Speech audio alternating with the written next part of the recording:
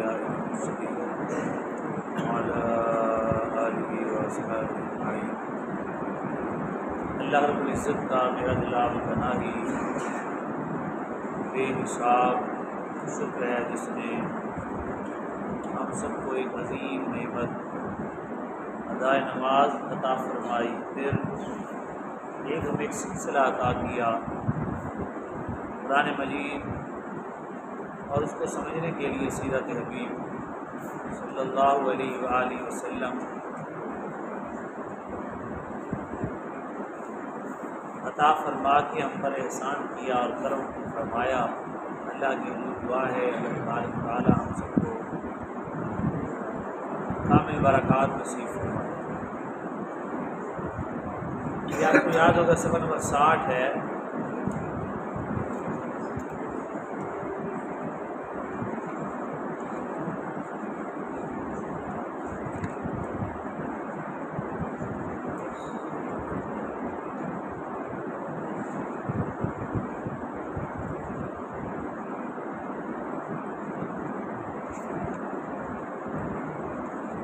اس میں میں نے عرض کیا تھا کہ نبوت کا 10واں سال جو ہے اس کو عام الحزن کہا جاتا ہے، یعنی غم کا سال، غم کا سال ہے۔ اس میں حضرت ابو طالب اسی سال میں فوت ہوئے اور پھر 3 روز بعد سیدہ خدیجہ الکبریٰ رضی اللہ تعالیٰ کا انتقال ہو گیا۔ نبی کریم صلی اللہ علیہ وسلم کی تکلیف جو ہے وہ کفار نے بڑھا دی، یہاں تک کہ نبی علیہ السلام تشریف لے جا رہے تھے، حضور تو ورال ورائے ہیں، بندہ ذرا اپنا تصور لینا، امام انبیاء تشریف لے جا رہے تھے تو کسی نے بہت زیادہ مٹی آپ کے سر انور میں ڈال دی۔ کس قدر انسان جا رہا ہو نا ایسے راستے میں، کوئی موٹر سائیکل لگا دے، تھوڑا سا آگے جائے گا اور لگا دے، تیسری جگہ پہ جب کوئی لگائے گا تو پریشان ہو جائے گا، یار میں لبا انسان ہے نا، انسان کے امام الانبیاء صلی اللہ علیہ وسلم گھر تشریف لائے، آپ کی صاحبزادی سیدہ طیبہ نے رضی اللہ تعالیٰ سر اقدس سر انور کو دھویا اور ساتھ روتی رہی۔ دیکھیں ابھی تو والدہ کا انتقال ہوا اور ابو طالب بھی چلے گئے، وہ کچھ دن پہلے ہو گئے، 3 دن بعد سیدہ صاحبزادی کی والدہ امام الانبیاء کی صاحبزادی رضی اللہ تعالیٰ عنہ والدہ چلی گئی، اوپر سے حضور بیٹھ گئے تشریف لائے، تو بجائے کسی کے غم میں شریک ہونے کے اور دلاسا دینے کے امام الانبیاء کے سر انور میں مٹی ڈال، اور پھر سیدہ ساتھ روتی نبی کریم صلی اللہ علیہ وسلم نے فرمایا اے بیٹے اللہ تعالیٰ تیرے والد کو بچا کے رکھے گا، کیونکہ یقین تھا نا میں نبی ہوں اور میں آخری نبی ہوں اور میرا پیغام جو ہے نا یہ پہنچنا ہے۔ خیر نبی کریم صلی اللہ علیہ وسلم ایک طریقہ ہے کہ جب بندہ دین کا کام کر رہا ہے ایک طریقے سے نہیں ہو رہا دوسرا اختیار کرے، دوسرا نہیں ہو رہا تیسرا اختیار کرے، یعنی کام کرتا رہے۔ مقصد یہ ہے کہ وہ اپنی ہر صورت کو اختیار کرے جو اللہ نے طاقت دی۔ ہمیں اللہ تعالیٰ کبھی نہیں پوچھے گا کہ پاکستان میں نظام مصطفیٰ تو کیوں نہیں لایا، وہ یہ پوچھے گا کہ تمہیں جو طاقت دی تھی وہ تم نے کہاں صرف کی۔ وہ اللہ کی مرضی ہے، جب چاہے گا آ جائے گی، جب چاہے گا۔ وہ مسلمان تو زندہ ہے تب بھی خوش نصیب ہے، بیمار ہے تب بھی خوش نصیب ہے، فوج شہید ہو جائے تب بھی خوش نصیب ہے۔ بیماری پہ حضور کی حدیث ہے ایک دن اور ایک رات سے کسی کو بخار آ جائے نا، ایک دن اور ایک دن، وہ مومن تو ایسے ہو جاتا ہے جیسے اس کی ماں نے اسے آج جنم دیا۔ ایک دن اور ایک رات کا بخار اتنے گناہ معاف کرا رو دیتا ہے بندہ۔ اس طرح کوئی بھی تکلیف ہے وہ تکلیف کے بدلے اللہ تعالیٰ نیکیاں عطا کرتا ہے، گناہ مٹا دیتا ہے۔ مومن و مسلمان، جو شخص مومن ہے اس کی تکلیف جو ہے اللہ اس کا بدلہ دیتا ہے۔ تو مومن تو جہاں بھی ہے اس کے پاس مال ہے تب بھی وہ خوش نصیب ہے، غربت میں آ گیا ہے اللہ سے مانگ رہا ہے، شکر کر رہا ہے تب بھی خوش نصیب ہے، وہ خوشی میں ہے تب بھی خوش نصیب اور غمی میں ہے تب بھی مسلمان ہے نا، مومن ہے، بس بات ختم۔ امام الانبیاء سید الانبیاء صلی اللہ علیہ وسلم نے سوچا ابھی میں یہ نہ ہو کہ ثقیف قبیلہ طائف میں نا بڑا دور ہے، یہ جو مکہ سے طائف بہت دور ہے، اور یہ پہاڑوں کا سفر کرنا وہاں جانا، اور نہ کوئی رشتہ داری ظاہری بڑی، اور نہ کوئی تعلق، نہ کوئی دوستی۔ ہم جہاں بھی جاتے ہیں تو تعلق ڈھونڈ کے جاتے ہیں، تعلق کے بغیر تو ایسے بندہ جاتا ہی نہیں ہے، اور حضور دین کے لیے جا رہے ہیں۔ امام الانبیاء وہاں تشریف لے گئے تو وہاں دو سردار تھے طائف میں، نبی کریم صلی اللہ علیہ وسلم، مسعود حبیب تھا، اس کو ایک اس میں عبد اور یا لیل بھی آتا ہے، یہ لکھا ہوا ہے اس کتاب میں۔ اسلام کی دعوت دی نبی کریم صلی اللہ علیہ وسلم، ظاہر حضور نے پوری بات بتائی ہوگی، اور آقا کریم صلی اللہ علیہ وسلم کس قدر اللہ کا دین جن کے سینے پہ قرآن اترا اترا ان کی زبان میں تاثیر ہو، اور کفر اندر گھس جائے نا، یہ بڑی خطرناک چیز ہے۔ منافقت اندر گھس جائے، یہ بڑی بڑی سامنے چیزیں نظر آنے والی کو بھی چھپا دیتے ہیں۔ اس سے نیچے ہے حسد، کفر ہے، پھر منافقت ہے، پھر حسد ہے۔ حسد بھی بندے کو تباہ و برباد اور ہلاک کر کے رکھ دیتا ہے، اگرچہ بندہ مومن مسلمان ہوتا ہے۔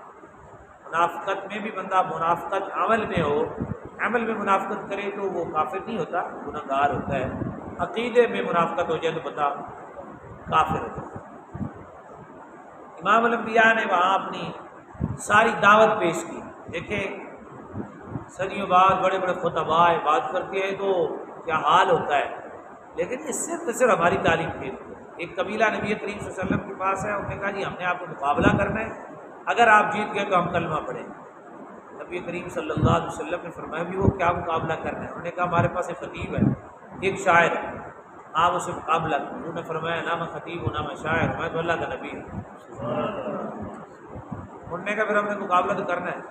حضور نے فرمایا چلو تم شاعر کو بلاؤ، ہم بھی بلاتے ہیں۔ حضرت امام حسان کو بلا لیا حضور نے، انہوں نے پھر تعریف کی اس شاعر نے۔ اس زمانے میں یہی ہوتا تھا جیسے آج کل بھی ہے، جو گانے والے ہیں وہ اپنی تعریفیں کرتے ہیں، اس نے بھی اپنے قبیلے کی بات کو طاقتیں، اپنے دادے کی داستانیں، چاچے کی، اپنے قبیلے کی، کنبے کی، اپنی سخاوت، یہ وہ فلاں فلاں اس نے تعریفیں کی۔ بیٹھ گیا شعر و شاعری کی۔ حضرت سیدنا امام حسان کھڑے ہوئے، حسان رضی اللہ تعالیٰ، اور ان کے سامنے پھر ایک شاعر تھے، شاعر کے سامنے شاعر حقیقی ہو، اس کے سامنے حسن ہو تو وہ سینہ پاڑ کے رکھ دیتا ہے بندے کو، اور محبوب خدا ہو پھر سامنے حسان ہو۔ انہوں نے جب پھر حضور کے چہرے کو، حضور کے آنکھوں مبارک کو، حضور کے اخلاق کو، کریمانہ انداز کو، رحمت للعالمین کو جب انہوں نے اپنے الفاظ میں شعری میں بیان کیا، اس کے سردار نے فیصلہ کیا، اس نے کہا آپ کا شاعر بلند و بالا ہے، ہمارا شاعر رہ گیا۔ اس نے کہا کہ ہمارا خطیب کھڑا ہو۔ خطیب بھی اپنے ایک الفاظ کی اس کی ترتیب ہوتی ہے، تو سیکھے ہوتے ہیں، میں نہیں سیکھا ویسے، تو بس اللہ تبارک و تعالیٰ یا نا وہ برکت عطا فرمائے۔ باقاعدہ ایک الفاظ ہوتی ہے، اس کی ترتیب ہوتی ہے، خطیبانہ ایک طریقہ ہوتا ہے، خطیب کا ایک اپنا انداز ہوتا ہے، وہ پھر اس کے اپنے الفاظ ہوتے ہیں۔ تو وہ کھڑا ہوا، کچھ خطابت بھی تو وہی تھی، اس کے پاس تو موضوع نہیں تھا۔ جب خطیب کے پاس موضوع ہی نہ اتنا حسین ہو تو کیسی خطابت کر سکتا ہے وہ؟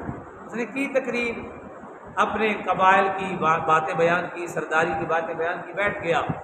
تو نبی کریم صلی اللہ علیہ وسلم کے پاس ثابت بن قیس بیٹھے ہوئے، حضور نے فرمایا تم تقریر کرو۔ اس نے کہا یا رسول اللہ میں نے تو آج تک تقریر کی نہیں۔ حضور نے فرمایا تم کھڑے ہو جانا یار، بھی سناؤ۔ پھر حکم تھا نا نبی علیہ السلام، کھڑے ہو گئے، ایسی تقریر کی جناب، ایسی تقریر کی، حسن سامنے تھا، ادھر خطیب تھا، حضور نے کھڑا کیا تھا۔ خطیب تو پھر اپنے خطابت کے انداز میں کبھی کہیں سے قرآن پڑھ کے حضور کی بات کرتا، کبھی کہیں سے کبھی کہیں سے۔ اس کے سردار نے کہا کیا بات ہے آپ کے خطیب کی، یعنی ایک نظر میں ایک شخص کو، اور ثابت بن قیس نعت خان جو ہیں یہ نام یاد کر لیں، ثابت بن قیس حضور کے خطیب ہیں، یہ درباری خطیب ہے، پھر خطیب بن گئے جناب، یہ پھر درباری خطیب بن گئے۔ سبحان اللہ، امام الانبیاء کے دیکھنے سے لوگ خطیب بنتے ہیں۔ آپ خود سوچیں جب خود بات کی ہوگی طائف میں کیا دل ہوگا ان کا سخت۔ آج بھی ایسے ہے بھائی، مومن مسلم کہتے ہیں جب ہم سامنے تبلیغ کرتے ہیں، جنت کی حدیثیں سناتے ہیں، جنت کی حدیثیں سناتے ہیں، بتاتے ہیں بھائی سود ایسے ہے، سود ایسے ہے، سود ایسے ہے، حرام ہے، حرام ہے، آخر میں کہتے ہیں مولویوں کا بس جھگڑا ہے آپس میں، اور ایسا نہیں ہے، فلاں سے میں نے پوچھا ہے وہ جائز ہے، جبکہ نبی علیہ السلام نے اتنا سود نہ پسند کیا۔ یہ معاشرے کی سمجھ رہے، معاشرے کا ایک کینسر ہے، ہاں یہ معاشرے کو کھا جاتا ہے، پتہ بھی نہیں چلتا۔ ہمارا ملک کو ملک کھا گیا سود بھائی، ملک کے ملک کھا گیا۔ آپ کے ملک کا کیا ہے؟ ہمارے ملک کا کیا ہے؟ ملک کے ملک کھا جاتا ہے، گار تو کوئی بات ہی نہیں۔ سود ایسے اس لیے میرے آقا مولا صلی اللہ علیہ وسلم نے فرمایا، امام الانبیاء نے فرمایا ایسے ہے جیسے سود کھایا، ایسے ہے جیسے نے کعبے میں زنا کیا۔ ایک حدیث میں آیا، حدیث مشکاۃ شریف میں حدیث ہے، اس نے 29 مرتبہ ماں سے زنا کیا، یعنی اس نے معاشرے کی تباہی پہ مطلب اس نے قسم اٹھا لی ہے، ٹھان رکھی ہے۔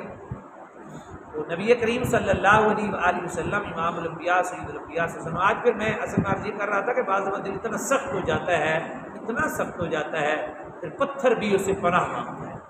اللہ رب العزت نرم دل نصیب کرتا ہے۔ یاد رکھیں جو بات سننے کی سکت رکھتا ہے نا، یہ بڑی نعمت ہے۔ سن لینا بڑی نعمت ہے، بہت بڑی نعمت ہے۔ اس جہان میں اللہ رسول کی بات سن لینا، سمجھیں کہ آپ مال اکٹھا کر رہے ہیں جی، جائیداد اکٹھی کر رہے ہیں، کرنسی کے ڈھیر لگا رہے ہیں۔ امام الانبیاء نے دعوت دی جی، اس نے ہوتے ہیں نا ہر گاؤں میں مارکیٹوں میں ہوتے کچھ تنزیہ لوگ، مزاحیہ، کسی کا منہ نہیں دیکھتے، کسی کا چہرے نہیں دیکھتے، گپ شپ کرتے ہیں، استہزاء کرتے ہیں، یہ ہر جگہ پہ ہوتے ہیں، ہر علاقے میں ہوتے ہیں۔ تو یہ گاؤں میں زیادہ ہوتے ہیں، یاد رکھیں گاؤں میں اسپیشل قسم کے لوگ ہوتے ہیں، مجھے بھی معلوم ہے، وہ کرتے ہی طنز ہے، ان کا کام یہ ہوتا ہے دیکھا اس کے کپڑے پہ طنز کر دی، اس پہ ہنسے اور تالیاں لگائی۔ یہ اچھے بھلے بوڑھے لوگ بھی ایسے کرتے ہیں، یہ گاؤں میں زیادہ لوگ ہوتے ہیں اس طرح کے، شہر میں بہت کام ہوتے ہیں، گاؤں میں ہوتے ہیں۔ انہوں نے سب سے پہلے تو وہ اس طرح کے بہن لوگ بلا لیے، تالیاں بجانا، مذاق کرنا، طنز کرنا، پھر ان کی زبان چلی ہوتی ہے، وہ لوگوں کے عیب بناتے ہیں اور حسن کو بھی قباحت میں بیان کر دیتے ہیں، وہ بلائے۔ اور جب وہ بدتمیز قسم کے لوگ آئے تو سب سے پہلے تو انہوں نے نبی کریم صلی اللہ علیہ وسلم کی طنز و مذاق بلائی، تالیاں بجائیں۔ جب شور و غل ہوا تو لوگ اکٹھا ہونا بھی شروع ہو گئے، تو تب انہوں نے بچوں کو کہا یہ ایسے بن رہے ہیں، یہ ایسے بن رہے ہیں، یہ کہاں سے آ گئے، وہ مزاحیہ تھی۔ اور پھر انہوں نے سب نے پتھر اٹھائے، پتھر اٹھا کر ہم سب کے امام الانبیاء سید الانبیاء صلی اللہ علیہ وسلم کے جس میں اقدس اللہ تبارک و تعالیٰ تا حیات امام الانبیاء کے دین کی خدمت اپنی رضا کی خاطر کرنے کی توفیق عطا فرمائے۔ پھر وہ قدم نہیں تھا جہاں پتھر نہ پڑے، حضور کے سارے جسم اقدس میں پتھر لگے۔ امام الانبیاء سید الانبیاء ہم سب کے سردار، ایک پتھر نہیں، چلتے ہوئے پاؤں بھی کہیں لگ جائے نا تو بندے کی قیامت نظر آتی ہے۔ انسان کا جسم ہی ایسا ہے، چلتے ہوئے آپ ایسے گھوم رہے ہوں، کے ساتھ پٹا ہو کوئی دکان کا، وہاں آپ کا گھٹنا لگ جائے، کتنا تکلیف ہوتی ہے یار۔ پتھر کیا سمجھتے ہیں آپ؟ امام الانبیاء کا پھر جسم نرم و نازک، ساری کائنات کا حسن جس میں جمع ہے۔ امام الانبیاء سید الانبیاء صلی اللہ علیہ وسلم اس قدر حضور کے جسم اقدس سے خون نکلا، خون مبارک، آج وہ مسجد حضور کے نام پر ہے، اس بات کے پیچھے نہ بنائی ہوئی ہے، اس کو تاریں لگائی ہوئی ہیں۔ نبی علیہ الصلوۃ والسلام وہاں پتھر کے ساتھ، پہاڑ کے ساتھ سہارا لے کے تشریف فرما ہوئے تو انہوں نے اوپر سے بہت بڑا پتھر سرکا دیا، حضور کا نشانہ بنا کے اس کو چھوڑ دیا۔ حضور کے ساتھ نبی کریم صلی اللہ علیہ وسلم کے ساتھ زید بن حارثہ تھے، ایک شخصیت ہی زید بن حارثہ حضور کے غلام ہیں، زید بن حارثہ یہ تھے۔ تو انہوں نے کہا یا رسول اللہ، انہوں نے پتھر پھینکا، حضور نے فرمایا پتھر اگر تجھے میرے رب نے بھیجا ہے تو پھر آ جا، اگر طیف والوں نے بھیجا ہے تو پھر رک جا۔ تو جہاں پتھر آتا وہیں رک جا۔ وہ پتھر رک سکتا تھا، جو بچوں نے مارا تھا وہ نہیں رک سکتا تھا، اللہ کی عزت کی قسم، صرف اس لیے کہ بعد میں آنے والے کرامتوں کے پیچھے نہ لگ جائیں کہ کرامت ہوگی تو میں بہت بڑا ولی بنوں گا، میں بس ایسے پھونک ماروں سارا کوئی فتح ہو جائے، میں ہاتھ اٹھاؤں سارا میں چپ کر کے یاسین پڑھوں گا، ایسا نہیں ہے۔ اس جسم پر اسلام کے لیے تکلیفات کا ہونا بہت ضروری ہے، یہ حضور کی سنت ہے۔ کوئی مولوی ہے، کوئی پیر ہے، ساری زندگی لنگر پکانا کھانا دین کا نام نہیں ہے، اور اسی وجہ سے جب سے لوگوں نے کھانے پینے کا نام دین بنایا، دین پھر اٹھ گیا ہم سے، چند لوگ رہ گئے ہیں، ہم بیٹھے ہوئے ہیں ایک دوسرے سے بات کر رہے ہیں۔ امام الانبیاء پھر وہاں سے پتھر رک گیا، نبی کریم صلی اللہ علیہ وسلم آگے نکلے تو وہاں باغ ہے، اب وہاں باغ میں مسجد بھی ہے، اس مسجد کا نام عداس ہے۔ کیا نام ہے؟ عداس مسجد ہے، کبھی آپ تشریف لے جائیں تو وہ دیکھیں، یہ واقعہ بھی ذہن میں رکھ کے جائیں۔ پھر باغ میں نبی علیہ الصلوۃ والسلام گئے تو آگے حضور کے مکے کے مالک تھے عتبہ شیبہ وغیرہ، ان کا باغ تھا۔ انہوں نے جب حضور کے لباس اطہر کو دیکھا، سارا خون ہی خون ہے، دشمن ہونے کے باوجود رشتہ داری تھی، ان نے قرابت کا خیال کیا۔ انہوں نے واحد شخص تھا عداس، اس کو غلام کا غلام تھا، ایک گچھا انگور کا دیا اور وہ برتن میں رکھ کر بھیجا کہ جا کے ان کو دے دیں، اور یہ اگر نہ کھائیں تو ان کو کہنا کہ اب آپ کی قرابت داری ہے اور مہربانی کر کے کھا لیں۔ ان سے برداشت نہ ہوا، آپ سوچیں کتنے خون حضور کا اس وقت سے نکلا، اور دشمن تھے، جان کے دشمن تھے رسول اللہ کے۔ تو یہ شخص عداس نام یہ نینوا علاقے کا تھا، اتنا غلام تھا۔ یہ جب یہ انگور کے گوشہ لے کے آیا، اس نے رکھا تو حضور نے پڑھا بسم اللہ الرحمن الرحیم۔ اس نے کہا یہ کیا؟ نے کہا یہ کیا پڑھا ہے؟ حضور نے بتایا۔ میں نے فرمایا کہاں کے ہو؟ کہنے لگا نینوا کا۔ حضور نے فرمایا اچھا میرے بھائی کے علاقے کے ہو؟ اس نے کہا بھائی کون ہے آپ؟ حضور نے فرمایا یونس علیہ السلام۔ اس نے کہا میرے علاوہ کسی کو پتہ نہیں ہے، سب لوگ بھول گئے، یونس علیہ السلام تو کسی کو یاد بھی نہیں ہے، آپ کو کیسے پتہ ہے؟ میں بھی نبی ہوں، وہ بھی نبی ہے۔ اس نے وہیں کلمہ پڑھ لیا۔ عداس صحابی ہوئے، ان کے نام پہ وہاں مسجد بھی بنی ہوئی، انہوں نے وہیں کلمہ پڑھ لیا۔ عداس نام ان کا عداس، یہ لکھا ہوا ہے کتاب میں، آپ دیکھ سکتے ہیں۔ یہ واقعہ تو میں نے نہیں دیکھا اس میں لکھا ہوا، لیکن دیگر سیر کی کتابوں میں لکھا ہوا، اس میں بھی ہوگا شاید۔ تو امام الانبیاء سید الانبیاء صلی اللہ علیہ وسلم وہ جب واپس گیا نا عداس، انہوں نے پوچھا یہ بڑا جادوگر ہے اور تو کتنے پھانسے نہیں گئے، تو بڑی گپل آ رہے ہیں، بڑا خوش ہو رہے ہیں۔ اس نے پھر بتا دیا، اس نے کہا یہ نبی ہیں اور اللہ کے سچے رسول ہیں۔ تو کہ کیسے بھائی تجھے کیسے پتا چل گیا؟ تو گواہیاں دینے لگ گیا۔ تب اس نے بتایا کہ میری بستی کے حضرت یونس علیہ السلام تھے اور وہ کسی کو پتہ ہی نہیں ہے، لوگ بھول گئے، مجھے پتا ہے، میرے آبا و اجداد نے مجھے بتایا اور میں یہاں ہوں۔ انہوں نے کہا میں نے جیسے شہر کا نام لیا، ہمارے شہر میں کبھی آیا یہ تو معلوم ہی نہیں ہے، نینوا میں تو کبھی آیا ہی نہیں ہے، تو میں نے جب لیا تو تب انہوں نے کہا کہ ایسے ایسے ہے۔ اللہ اکبر، یہ خدا کی شان ہے۔ پھر نبی کریم صلی اللہ علیہ وسلم وہاں سے چلے، راستے میں مکہ سے ایک رات کی مسافت پر ایک شہر ہے نصیبین بھی کہتے ہیں، نصیبین ایک شہر ہے، وہاں نبی علیہ السلام نے بسیرا کیا پہاڑوں میں۔ تو نبی علیہ السلام نے پھر قرآن پاک پڑھا نماز میں نا، حضور نے قرآن پاک پڑھا۔ کیا بات ہے، یہ طائف میں گئے، پتھر لگے جس میں اپنے سے خون مبارک نکلا، واپس تشریف لائے، سفر کی حالت ہے، پھر نماز پڑھ رہے ہیں، پھر قرآن بڑے دلچسپ طریقے سے پڑھ رہے ہیں۔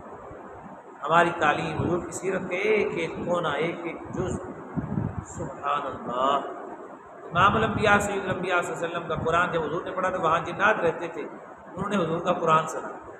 یہ ہے وہ جب وادی میں حضور نے قرآن پڑھا اور جن پھر ایمان لائے، تب نبی کریم صلی اللہ علیہ وسلم کسی ایک بندے کو پڑھ پھوڑ لائے، جن کے سارے جہانوں نے چھڑ گئے۔ اللہ تعالیٰ معاف۔ اس زمانے میں نے میرا تجربہ ہے، چند ایک لوگ میں نے دیکھے ہیں، باقی جتنے مشہور پیر ہیں اس زمانے میں وہ عامل ہیں۔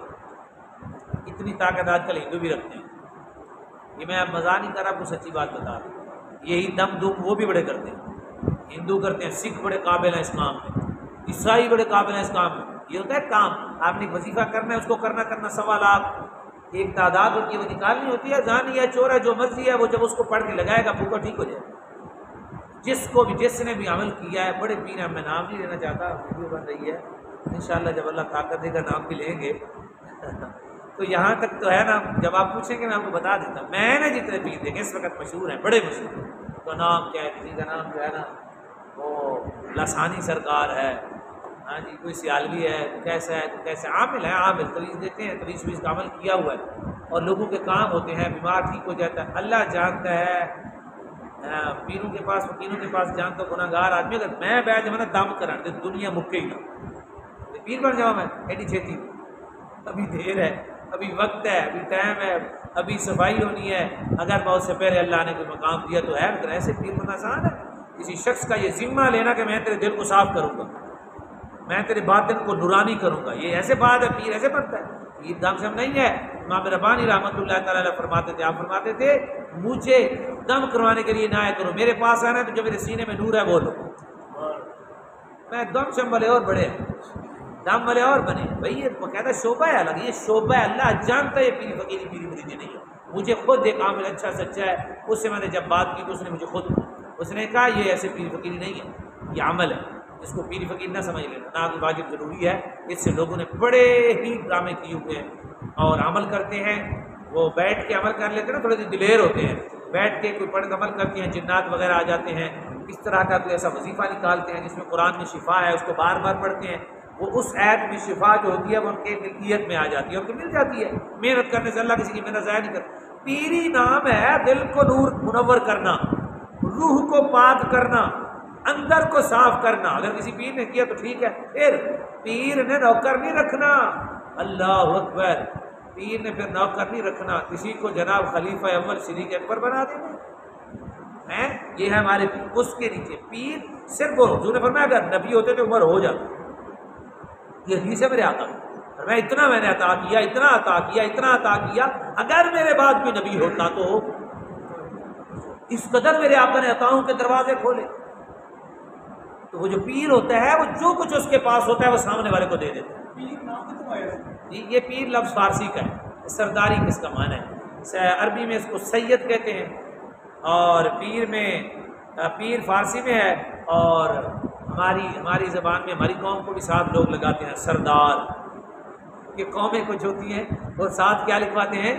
سردار۔ یہی والا ہے سردار، پیر، سید۔ اصل میں جو عزت ہے وہ امام الانبیاء سید الانبیاء صلی اللہ علیہ وسلم کا خون ہے، اور حضور کے چچا کی اولاد ہے، نبی علیہ السلام کی ساری بیویاں ہیں، اور جو نبی